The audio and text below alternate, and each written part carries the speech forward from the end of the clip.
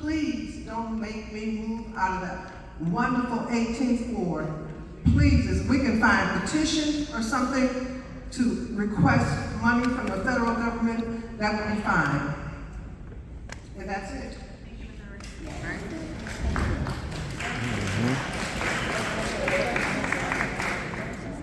They're gonna go anyway because we pay taxes for the college. Talking about this free. Hi, I'm Deborah Pfizer, and I'm in the 18th ward. And my question was about the insurance, but after looking on the screen and you told about that, my concern with you putting the immigrants here in a Daley, and then you have a residential area across the street. Those people being in a strange place, they're gonna venture out. They're gonna wanna see what's the surrounding. What do the people that stay in this area do if one of them come across the street on their porch? I can, thank you for your question. Again, we have a good neighbor policy where we'll have signage up in Spanish and English that talks about, again, that respect for not only the inside of the property, but outside. So it's no loitering. It specifically says, do not no sitting on neighbors' porches. This is, again, we're coming in as your guest. They're coming in as your guests. And we specifically have that. We have house meetings at least twice a month. Sometimes in some of the shelters there's weekly to reinforce this. So they are told by the shelters, again, this is temporary shelter for them and there's rules to follow. And again, if there's any concerns, you have the information on the screen where you can definitely contact us. We do reinforce it.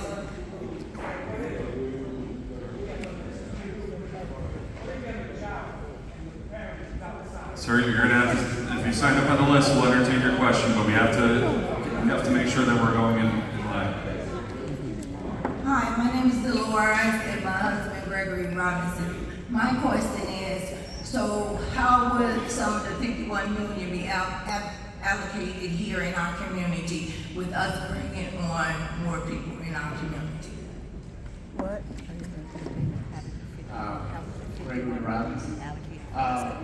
Alderman Curtis kind of brought up a little issue with the human trafficking. Are any of these migrants being vetted to make sure they have no criminal background?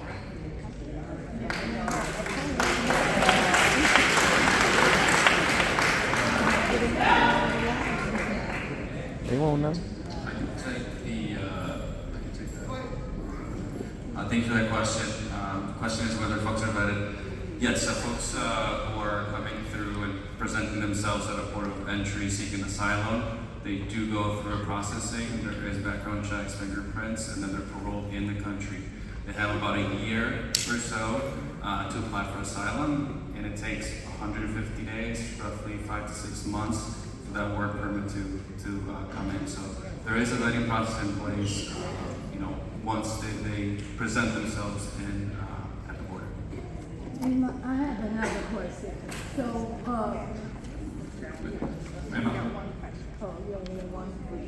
She said a minute. She said 1 minute.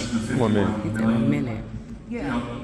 Generally, that goes to everything associated with the sheltering mission and everything associated with it. So it goes for the staff that's here, for the meals, for laundry, for transportation, for all the various shelter supplies across our entire network. That's generally what it's going towards.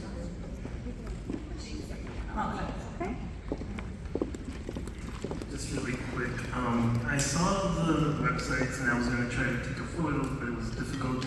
Is it on the website for the city? That's all I wanted to ask. Thank you. Sure.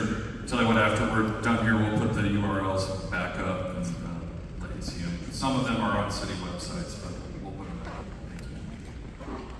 Sandra Castillo, Reverend Sandra Castillo, and I am a resident of the 18th Ward for 16 years. I'm the assisting priest at Santa Teresa de Avila in the Chicago Lawn neighborhood. I am also the current chair of our Diocese of Chicago Sanctuary Task Force. I have spent 4 volunteer tours in the family detention centers in Texas, interviewing parents, getting ready for their critical care interviews. I know that they cannot lie to immigration, because if they lie to immigration, they will be immediately deported. And the stories that they told me were such horrendous stories of violence that they had to flee, that I would not even share those stories with you because I don't want you to be traumatized the way I was traumatized. So we have been helping the asylum seekers, we have been going to the welcome centers, the hotels, the shelters. Our churches have helped asylum seekers obtain housing in churches with families. My question is, I have heard that the proposal that passed yesterday, thanks be to God, of the $51 million, that a certain amount of that will be allocated for faith communities to be able to restore their facilities in order to provide housing to asylum seekers. Can you confirm that? Thank you.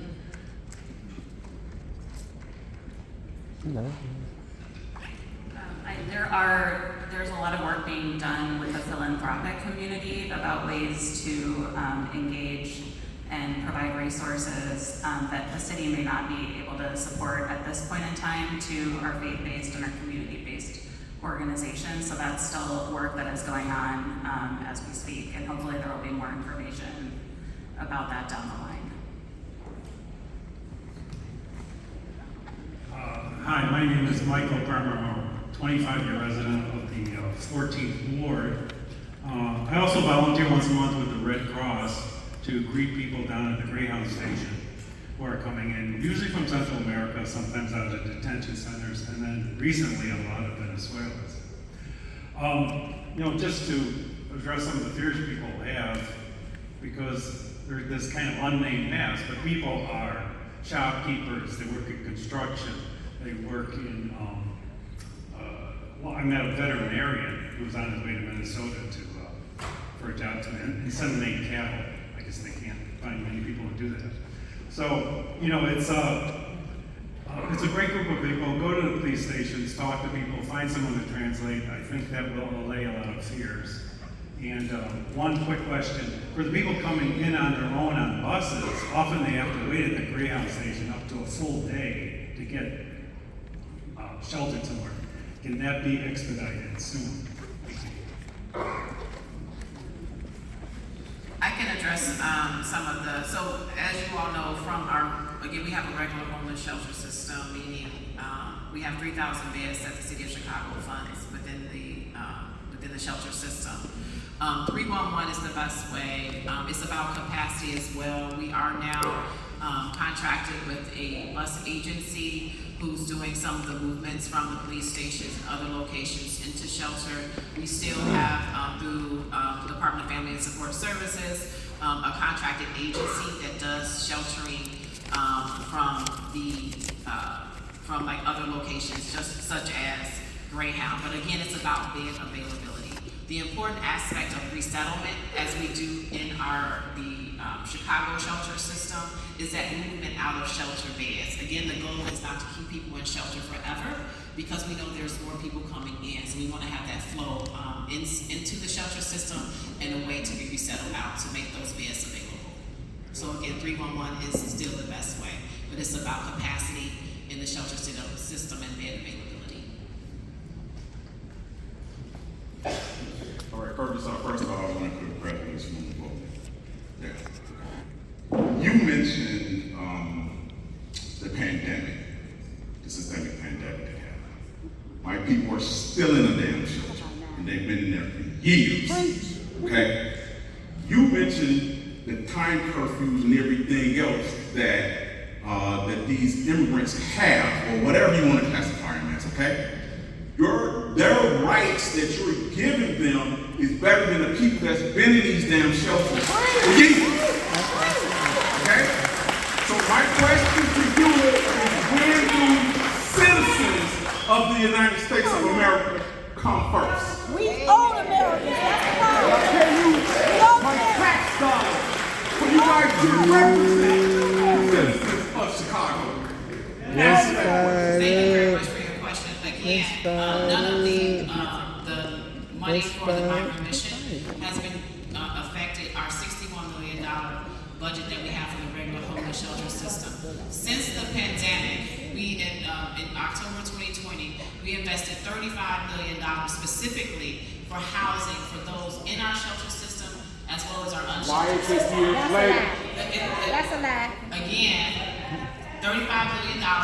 You can ask the aldermen because they approved everything. I'm suing my And we were able to Alderman house. Daley College. I'm not gonna talk over you, please. I respect you all, I don't talk over you, please don't talk over me. I'm trying to answer this question. We housed, at that time, over 1,880 people.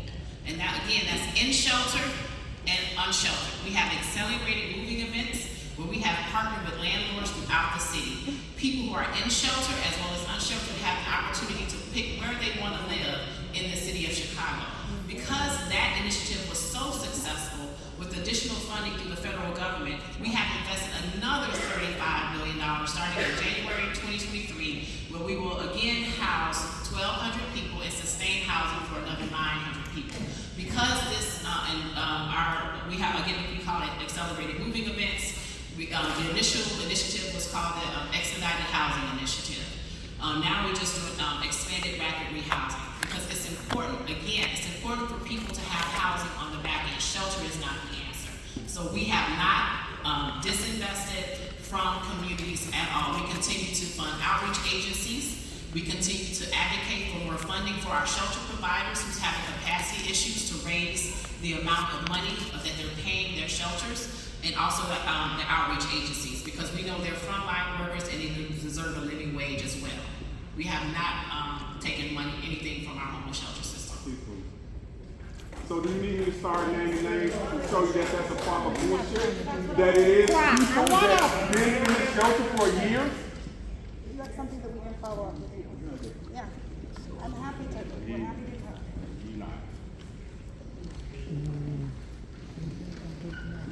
Hi, I'm Judy Trotsero. Hi, I'm Diane Ruiz. We're with the Southwest Collective, and we've been working really closely with our alderman in the 14th Ward to provide some of that frontline aid and respond.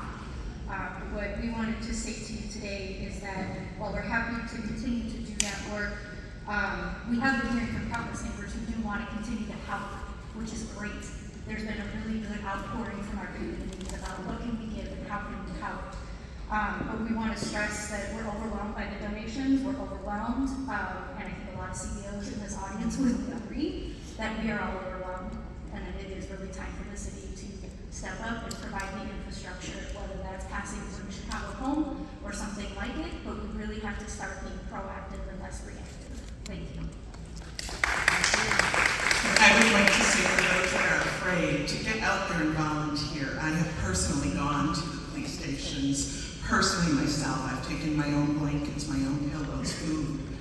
And they are very humble, and I would encourage you to volunteer and meet them. I have.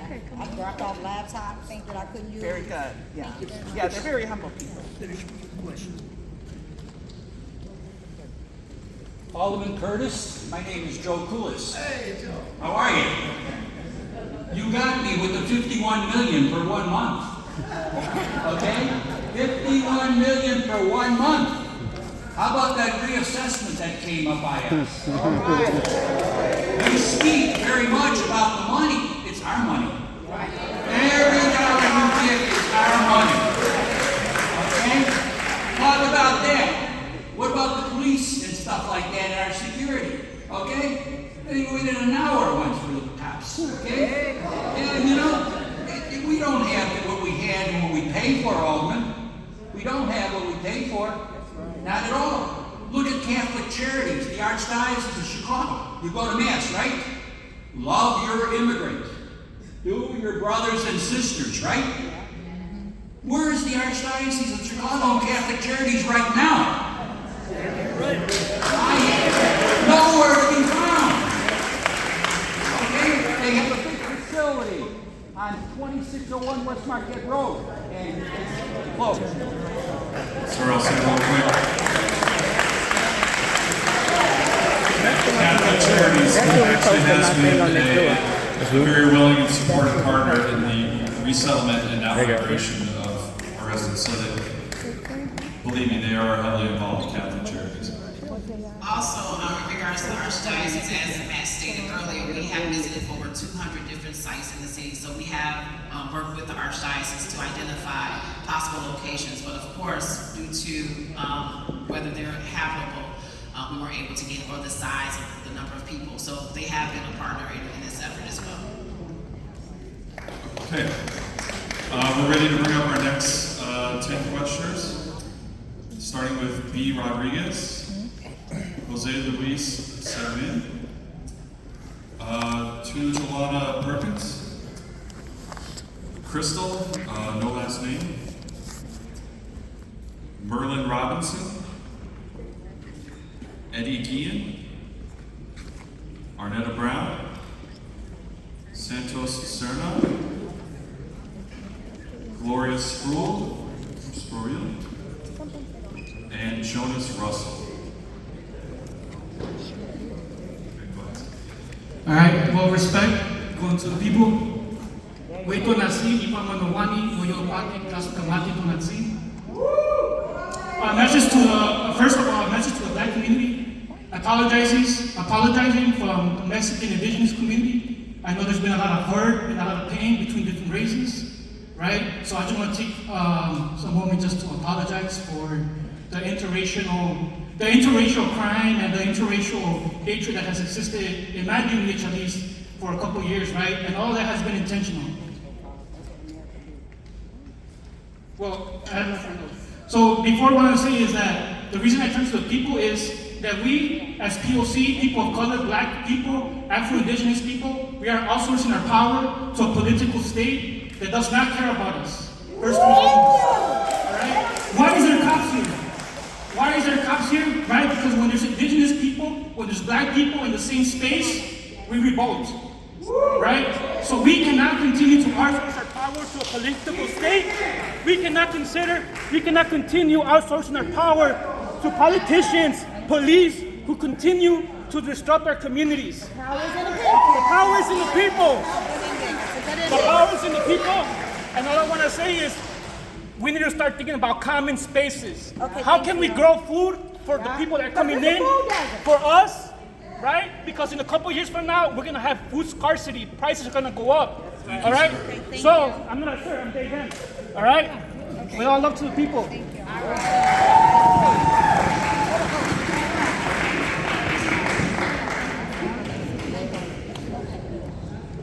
Hello, my name is Gloria Spruill, and I'm interested in finding out how many more buses are expected to come into the state. And I also would like to know, how are you going to really provide? Already you're having a little difficult in placing these people as it is, and where are they going to actually live permanently when they come into the state? I'm concerned about that. And I'm also concerned about you saying that you have the people that it's in these shelters, they're going to be going out into the communities. They don't really know how to speak English, so are they going to be assisted in coming out into the communities looking for employment? What's going to be the outcome of that? I want to know. I'll start with the buses. I wish I had a crystal ball to know exactly what our arrivals are going to look like in the days, weeks, months to come. I will say that, for those who've been paying attention to the news, the Title 42 border policy that ended last month, we were expecting, frankly, to get crushed by it. We were expecting a huge surge. That has not materialized the way that our worst case projections thought they would. However, we're still experiencing an increase of about 85 residents a day coming to our city and seeking shelter.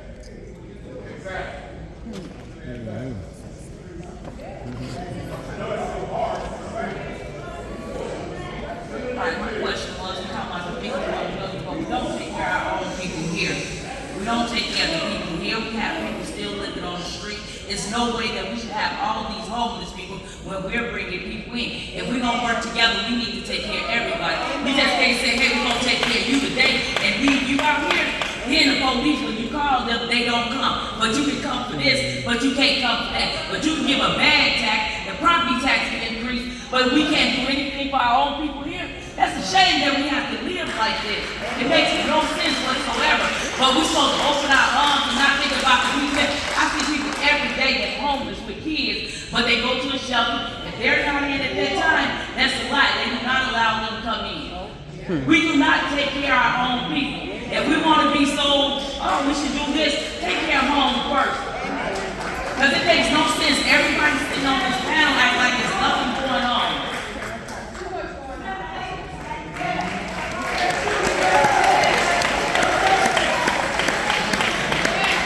Thank you for your comment. Again, there is a homeless system, a continuum of care in the city of Chicago that's the primary funding for the Department of Family Support Services Homeless Services Division. So again, the Department of Family Support Services, our division funds the 50 shelters in Chicago. We fund the majority of outreach agencies who do provide services throughout the city of Chicago, north, south, west side. So there are resources. Again, I want to reiterate that there's no resources taken from our shelter system and the housing within our shelter system, as well as outreach agencies who provide these services on the street. Hello, everyone. First of all, I'm a taxpayer for 33 years and a business owner for 17, so my taxes is very involved in this. Okay, first I want to talk about safety. I was at the library the other day. It wasn't the children that was the people coming in, it was the older ones. They was discombobulated, yes, but they were angry. And he had plugged up his phone, him and someone else, and they were, if I wouldn't have been there to say, are you okay? He was rearing up at these kids, and these was 10 and 11-year-olds. I understand he may be upset, but who was there to regulate the safety for our babies? And then as far as housing, we're around here and we have dilapidated communities. Where I'm at, it's been a house vacant for 33 years. But we're going to take care of them. Let's take them into the community that needs the help and build that community with them. Bring up the community with them here, not leave us struggling. We can come and do this together. What's that? What is that about? Come and do it together. Take them in the communities that need it and build that community up with them. Bring us together instead of putting us against each other. We need more than a minute! We need more than a minute!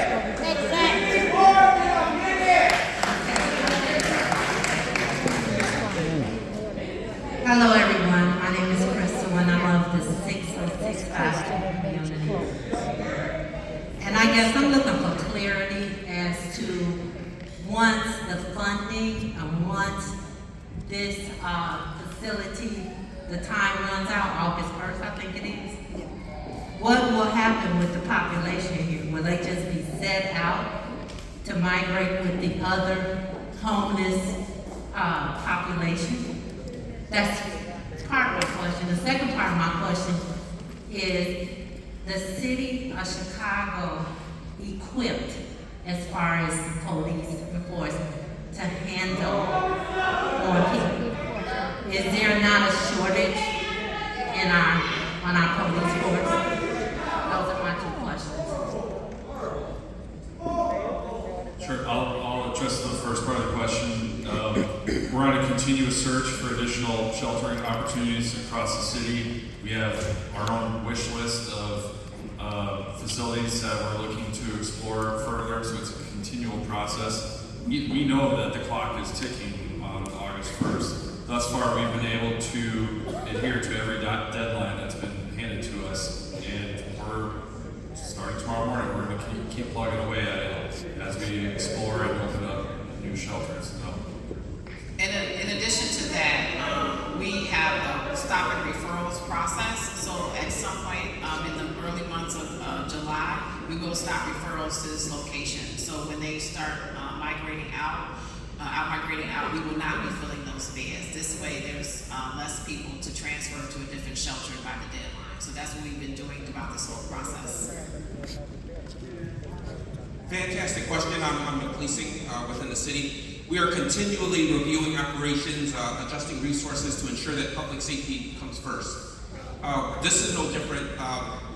Our main mission is public safety, and with that said, we're always looking, and you did bring up a good point, like we are losing a lot of officers that are retiring, and absolutely, and with that said, we're always looking for great people from within our community to come onto the Chicago Police Department. We're seeing it day in and day out based on the generosity of our officers and their interactions within the street. And so your family members, your friends that you believe that would be great officers, we're always looking for phenomenal candidates. So please put the word out there because we are looking. There's no doubt that we need to boost our ranks as well. And we want to pull from within our community everybody that's intelligent, giving, generous, good-hearted. That's who we're looking for. And these are descriptions of a lot of your family members and friends. So please bring it up with your family and friends.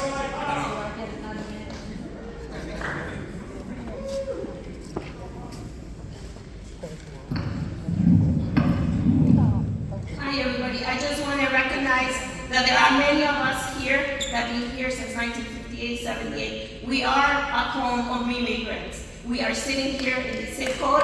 We have a purchasing power like no other. We are here. We don't have roads. We have a lot of needs in the district, and I think that natural tension comes from our social barriers. Gutierrez, I love the fact that you're here.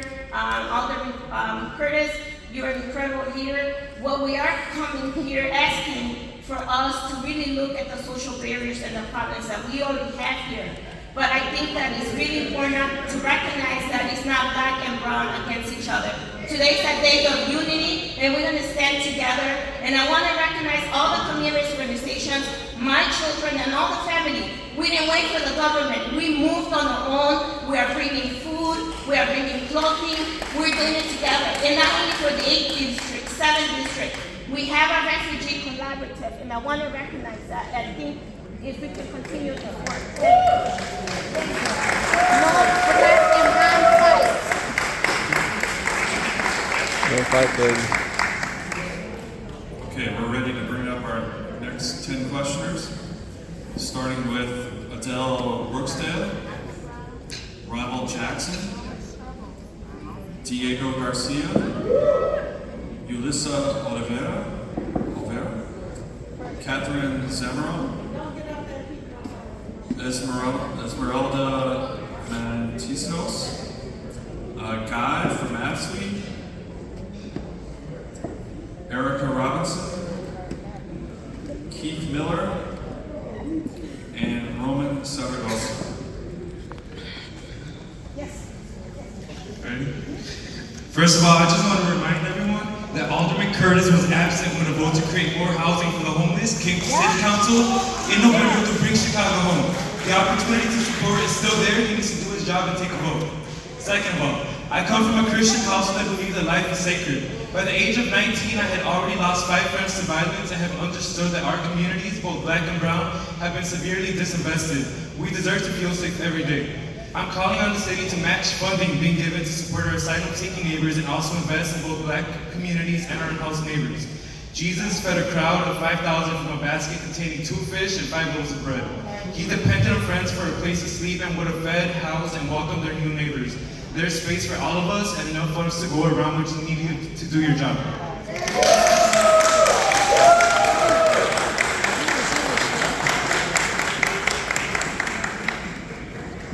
Our new neighbors have not moved here on a whim. They face persecution and violence, and honestly, some of it is the result of U.S. foreign policy in their home countries. And we should take a different path. For hundreds of years in this country, we have taken a path of dehumanizing people, of neglecting people, and we cannot choose to do that again. We need to build a better and tighter community by taking care of each other as we are doing with this shelter.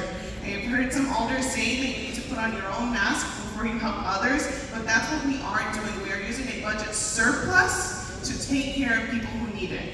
I know that our communities have a lot of needs. I've been there. My family has been in Marquette Park for 40 years, and we have not been taken care of there.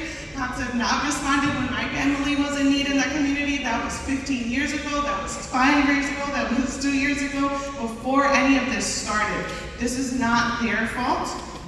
And we need to take care of the least among us, and that means not just temporary shelters, that means permanent housing, for example, again, through Bring Chicago Home.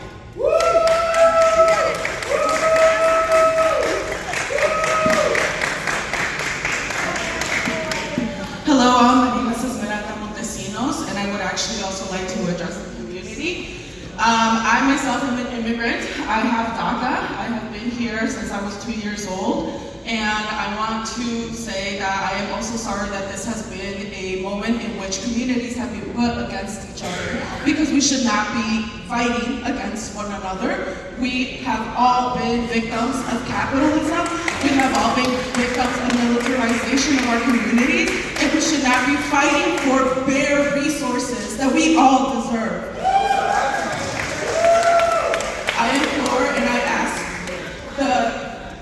I ask the city to not only continue funding these resources for immigrants that are seeking shelter in the United States and in our wonderful city that is full of immigrants, but I also stand with those communities that have brought up all of their concerns regarding their own disinvestments in their community.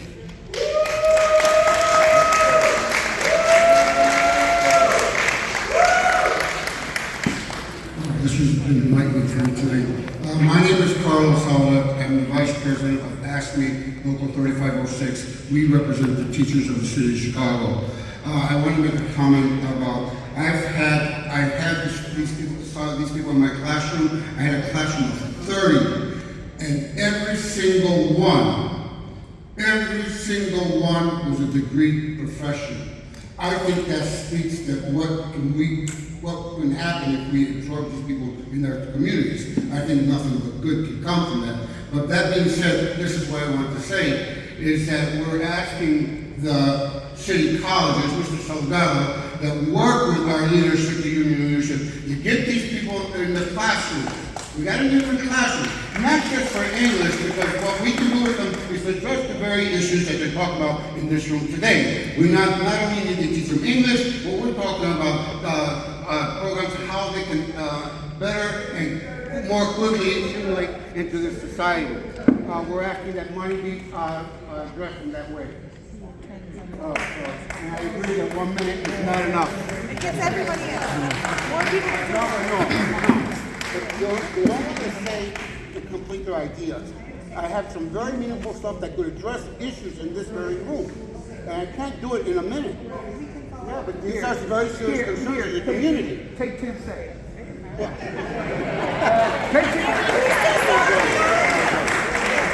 I'm Latino.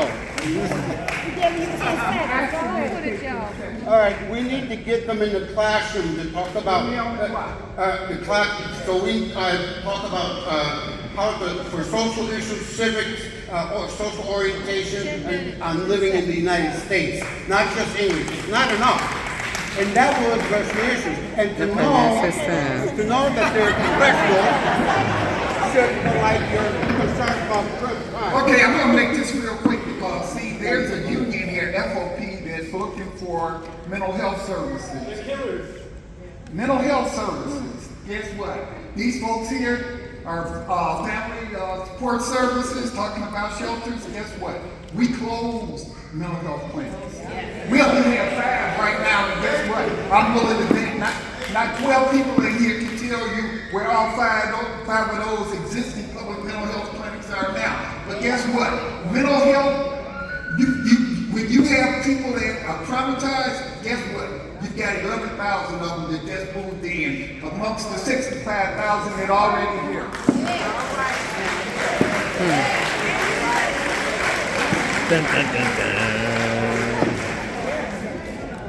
My name is Erica Robinson, and I live in the 18th Ward. And I want to know how much of this $52 million is going to go to residents who are not homeless, but are working people who are struggling, still can't pay their rent, and need housing and living with their families. And we need housing just like the migrants need housing. I think it's unfair that they are coming into the United States from all over, wherever they're coming from, and they're getting public assistance off of my tax dollars, off of our tax dollars. And they're coming before people who are residents of Chicago and the United States of America, and they're getting all of this assistance, and we don't have it here. And I think it's unfair. So I want to know how much is going to be allocated for residents here. And I also want to know, what is this meeting for? Do we have a decision? If they are coming to Daley College, or they in here.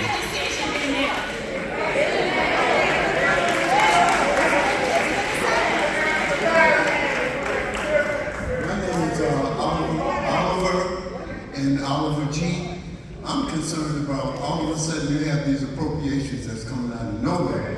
We can't even get you to do our sidewalks for the last 5 or 6 years. Those dollars belong to us. Now, I'm not saying that we're not in the business of helping people, because this whole country, except the Native Americans and some of the Mexicanos, was here way before we got here. We understand that. But our appropriation, that's our tax dollars that you're giving away, and all of a sudden you couldn't find no money before. But now you find it. Many of these people up in here, and around in Chicago, I don't see you on the front line when they turn down the Haitians down there in Florida. I don't see that. I don't see no support for that. I don't see nobody standing up in Chicago for that. We need to think about what we're doing.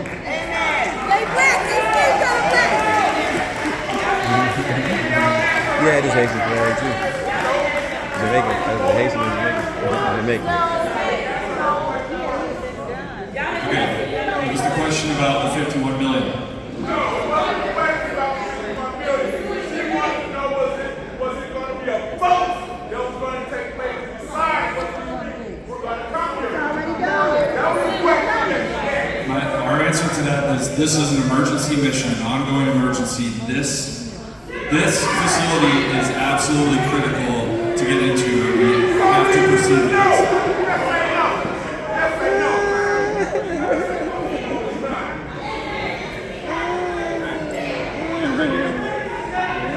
We are ready to proceed with our next 10 questioners. Thank you. Thank you. Okay, our next 10 people are coming up to the microphone. Mother Wade, Enrique Mendoza, Alice Perry, Kevin Perry,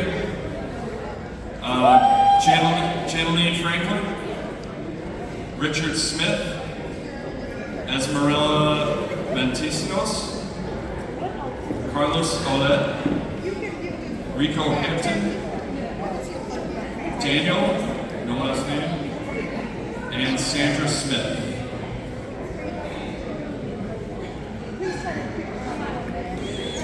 Good afternoon.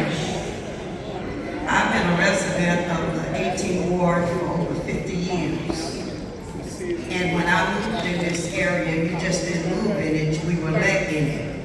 So I'm saying to our resident of 18th and 14th Ward, God came in many forms, and it's a spirituality thing. We have to be careful who we say no to. And I go to 71st and Cottage Grove along with Spencer Leach. We feed people. I didn't realize that they were laying at the jail. At the police station. And I left and I went back to my kitchen at Captain Hard Times Restaurant. And I've been feeding people at 71st and Cottage Grove. This is more than can. And the God will give you more than what you dreamed that you could accomplish and achieve. Now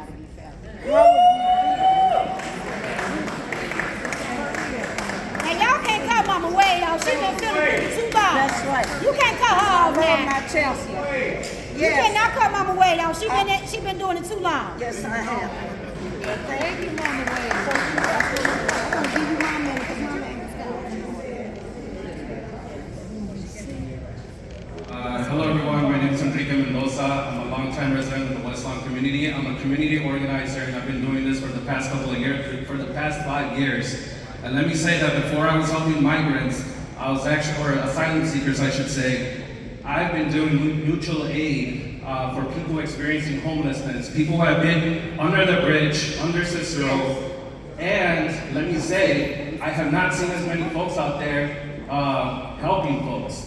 And I agree, yes, resources are scarce. Yes, we need more. Yes to all of that. I'm not in disagreement with that. But what we cannot do, here's the thing. Think about why they're handing us breadcrumbs. Think about why we only have that to fight for. You know why? Because when you throw breadcrumbs at people, it pits them against each other, right? Because there's not enough for everybody. So ask yourselves, who's responsible for this? Who you really need to go to? And, you know, the fact that the matter is that we all need to fucking stick together, right? Okay.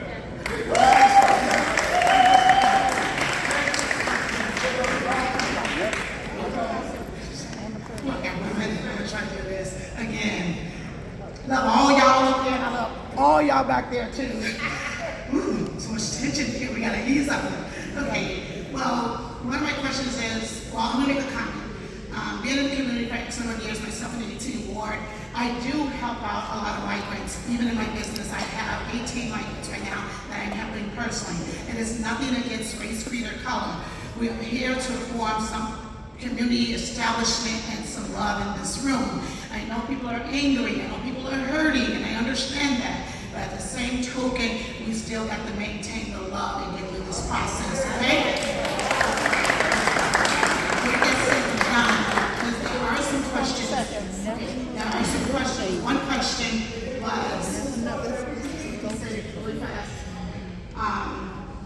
what was the City College's decision to address black homeless before the migrants came over here? That's one question. Scream it out. Oh, sorry, I'm not. Come on. Hey, you want to stay listening? You want to stay listening and get through that? Okay. You want them to answer? Yes.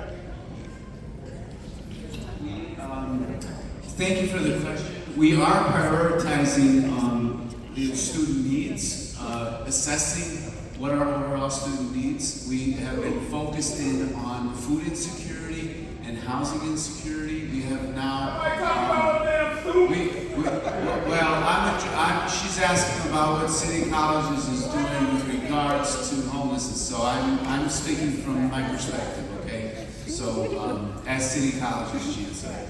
So we've been addressing food insecurity and housing insecurity through partnerships, trying to, when we have students that present with housing needs, refer them to the appropriate housing resource. We also have been working with an organization called the Call USA that is opening up housing units across the city, so that if we have a student that actually needs a housing unit, we're able to provide that. So yes, and all of our efforts have been focused in on our students. Today, we open our doors in the gymnasium because it's a shorter time period. It's a time period where our facilities are less utilized, and we are able to be of service to our city in a facility that is already here.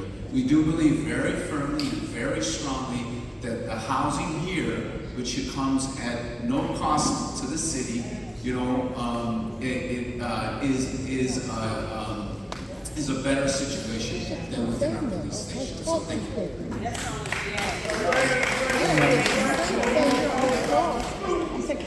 Look, this is my husband, so y'all know I'm gonna get some of his questions too. Let's go. First of all, I want to say that this is a federal crisis, and they dumped it on the city. That's not fair to the city, and it's not fair to the community that they're spread across the community, and we're dealing with this when this is a federal crisis. 10,000 people is a federal crisis. Okay? My question is, have you heard from the governor's office about this situation? Have you heard from the state level about this situation? Because that's what's going on. This shouldn't be a city crisis. This is a federal crisis. We need to get something correct on this because it's not right to the community. So we need to get that corrected. Get the money from Texas. Okay, now you see how husband and wife different in terms of the question and how they feel. But anyway, really fast, shush. Okay, really fast. Again, I do help out and I do continuously help out. However, I am from our community. The trafficking is going on. What are you going to do about it? Because some of my students and parents are telling me. I'll say real quick, regarding state and or federal funding, you're right, we're not getting enough, and it's made it very challenging and frustrating. We do get a certain level of support from both the state of Illinois and FEMA, however, it's not enough that we would see in a real disaster, or rather presidentially declared disaster. It's a continuous push from the city, particularly to the state. They are currently heavily supporting our resettlement efforts as we look to get more and more people to their onward movement. So they are supporting us, just maybe not as much as we could use.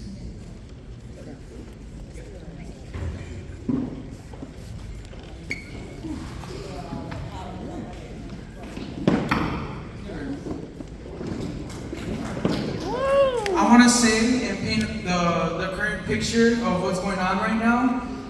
In 8th District, they kick families and children out at 6 a.m., 8 a.m., and don't welcome them back inside until 8 p.m. So police stations are not shelters, they are sleeping centers and poor ones at that. So one of my questions is, what will you do to get these families back inside? We also pay your salary, so do better. I also want to invoke the name of Enrique, a 10-year-old child who came here without his family, without his mother, without his father, without his siblings, and politely asked me if I could buy him a phone so that he can hear his mother's voice. I also want to invoke the name of Maria, a 5-year-old who couldn't go to the park with us because she couldn't have a sweater to keep her warm. These are children, these are mothers, these are fathers, and these are people and humans at that deserve housing. Housing is a human right, and we need to ask, why is the money that's currently given to us in the richest country in the world not enough to house everybody that is in here?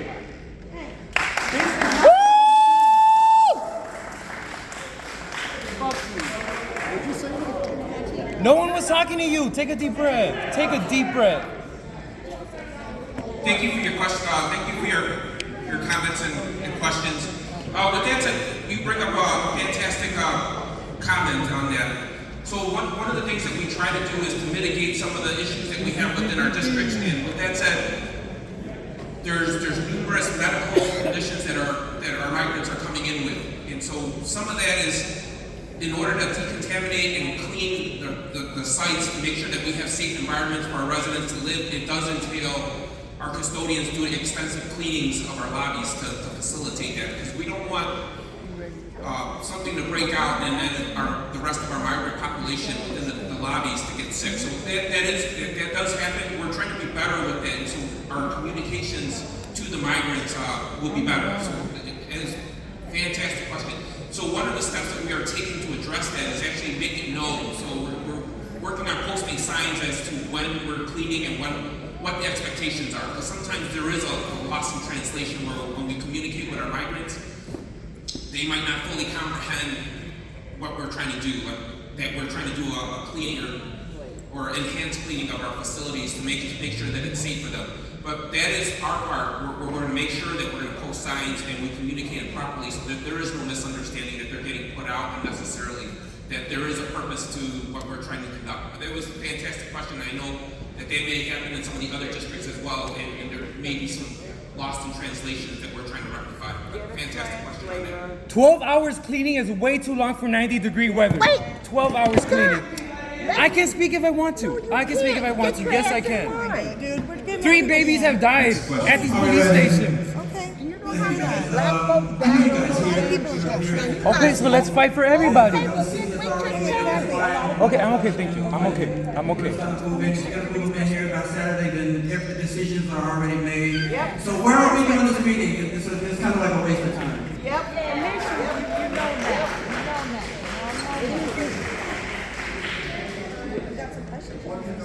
I don't think it's a waste of time. I think it's the proper time. I served my country. I did the right thing. I didn't want to go, I didn't go to Vietnam, a couple of brothers over there. But what I'm saying is, we need to give the immigrants a chance. That's all they asking for, a chance.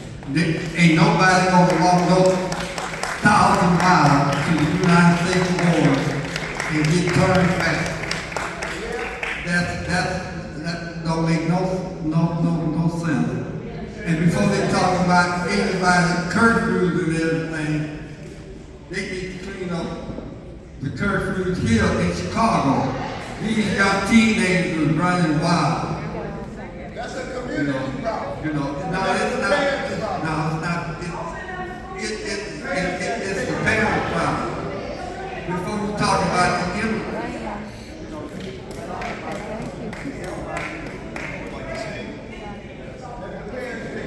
I would like to say thank you, sir, for your service. I appreciate it.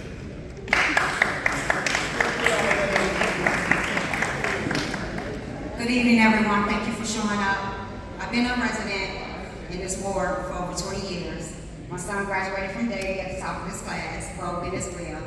We were just in here last May for graduation, things of that nature. My question to you is, Ms. Christine Ryder, what are you doing regarding people such as myself looking for shelter here? I'm currently suing my alderman, Daley Curtis, behind the incident that took place in front of my house on June 3rd, 2020, and behind his affidavit he submitted. So with that being said, me and my 8-year-old are currently staying still in this district with family members because I was evicted from my home. So why do I have to, why do I have to reside with a family member? Because I'm currently suing my alderman, and me and my 8-year-old are left without any of these advantages that you're offering them out. I'm not a migrant. So how do I get, I'm not a migrant, how do I get assistance? When I called 311, when I called 311, they told me they were overwhelmed. And asked me, could I stay with family? So again, I apologize for you getting that response, but even before the migrant new arrivals mission, access to shelter, you can call it from your family's my home. cousin was in one 6 months, and then she went on ahead and went to Springfield. She was in one 6 months, right there on 87th and Ashton at church. It was opened up. She was in there 6 months, and she just went on ahead and went to Springfield. So again, we provide funding to 50 sites, shelter sites, over 25 delegate agencies. So you can call 311 from anywhere in Chicago. They're gonna tell you they're full. Like I called yesterday and they said we're full. I can talk to you afterwards and give you my card, but I want to let you know that calling 311 because we do have shelter beds for families, youth, singles in the shelter. So I can talk to you afterwards. I can talk to you afterwards. 311 are operators who take your information. So they're not the ones managing the shelter. So what they do is when they take your information, if they have, their exact words to me was, we don't even have transportation to come and pick you up if you needed to get to a shelter. We're overwhelmed. We'll talk to you after. Again, we do fund an agency to provide transportation. So I'll talk to you afterwards. Thank you. Thank you. Yes, ma'am.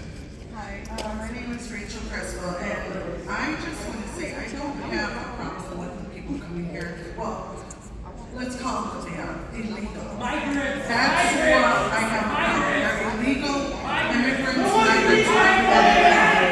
My biggest problem is with the politicians who call the city of Chicago sanctuary city and then put a cinder block around my neck and the necks of all our residents and throw them in the water. How about this? Give them all these politicians' addresses and put them in their backyards, in their basements, in their houses, instead of ours. And also Kmart. Kmart's going to be also a migrant shelter. I would have liked to ask her about that. You're going to have over 400 migrants here, illegals, as well as illegal migrants at Kmart. So what about them? There's no control of them.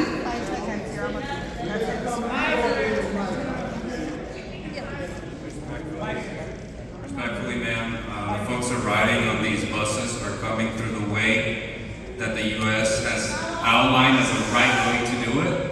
And seeking asylum, ma'am, is a human right outlined and enumerated by U.S. law and international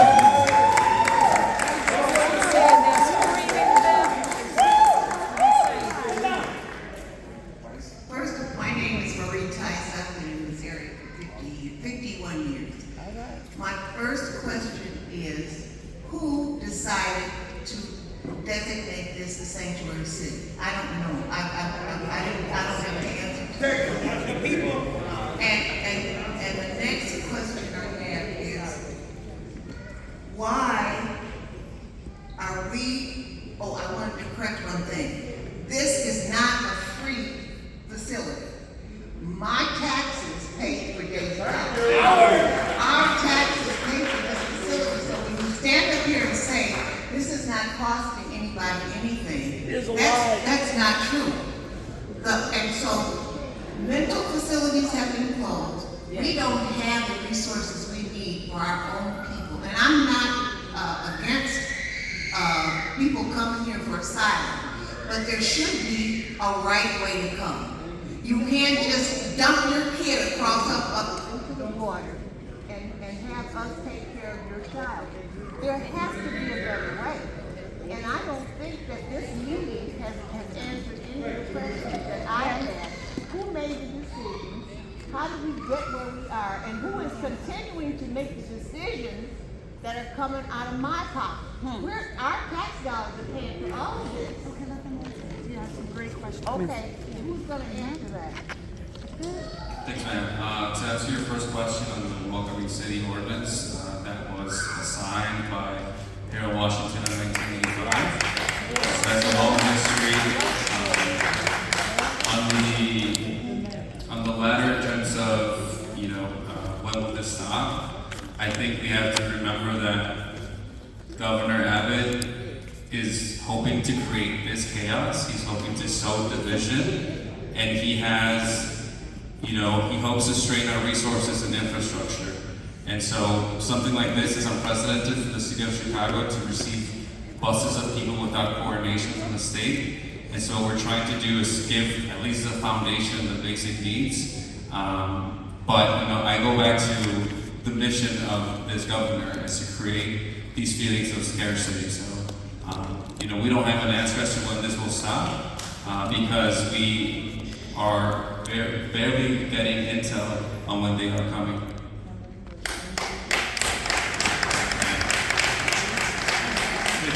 I believe that brings us to the end of our questions. I'll turn it back over to... I did too. I did too. They didn't read my question. I signed up and nobody Yeah, called. thought I did. Apologies. It's your name, but we have a couple minutes left. If you'd like to ask a question. Oh, I'm sorry.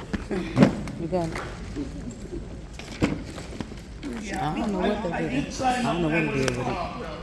First of all, I got a statement and then a question. My statement is when you say that we're not paying rent for this facility is a lie.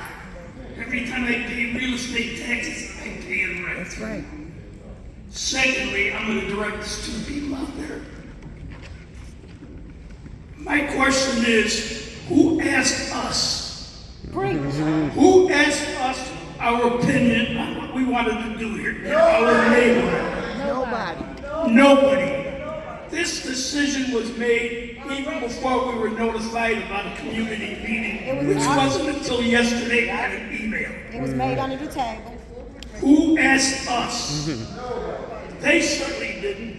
You look at them, it's like looking out and talking to a wall because they all got blank faced faces. We're staring into space. And shame on you. Shame on you! Thank you. Sir, I will say we could easily be looking at 100 different hotels right now in the city and suburbs and paying 10 times as much. I don't care what we weren't asked. We weren't asked. This is the most ideal. You made the decision for us, or whoever you represent.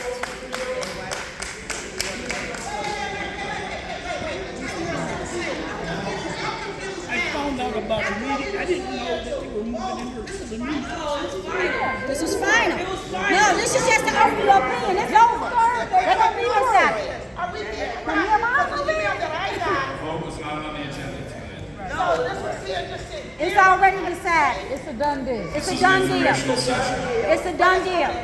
It's to inform you that they're going to be here. Now, unless we do like the residents of South Shore, they're here. Curtis for closing comments. All right. I do want to, and I do want to, yes, ma'am.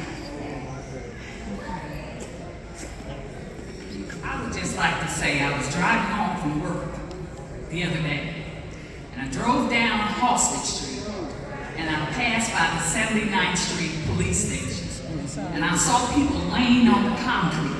I saw them piled in the police station. And as a Christian, I said to myself, but for the grace of God, they could go out. So I know it's a problem. I know that we're trying to come up with solutions, but it's not going to be solved by us attacking one another. And to understand that the most important thing is our humanity. When we lose that, we have lost everything. So we need to just work with the people that are trying to do what they can do, and the part that we can do, we should do. Because that you can do this, that, or the other. But before this came up, what was I doing? And I had to ask myself the same question. That's all I got to say. I wanna thank you. That was a great thing to end on. Actually, like we said, I apologize that it wasn't a vote tonight. The alderman did not vote on this either. This was brought to me less than a week ago. That's why you only got it 3 days ago, maybe. But again, I asked the city of Chicago. Well, again, this was started in 1985 with Harold Washington.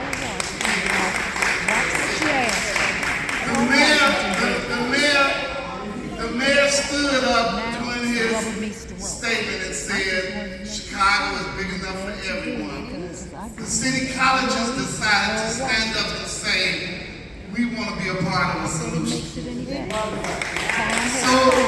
So again, but I told them we couldn't do this without a community meeting, and I want to thank everybody for coming out. Make sure that because other meetings will be coming, and make sure that you're on our email blast, because we send them out every week, and we give a ton of information, and it will be more on our microsite. A whole lot. We've been a food desert for too long. We've been a food desert for too long, and pizza's not gonna be open by the summer. We've been a food, pizza ain't gonna be open by the summer. It's coming, but it's not gonna be open by the summer. We've been a food desert for too long. It's coming. Because I have We've been a food desert for over 10 years. all right, so I appreciate And I've been living in this area tonight. for over 25 If years. anybody wants to see me, I'm right here. Please come so you can understand what's going on. Madam in the front, you know why you're not in your home anymore. That's what I'm asking. Can you answer? Thank you so much for coming out. I cannot.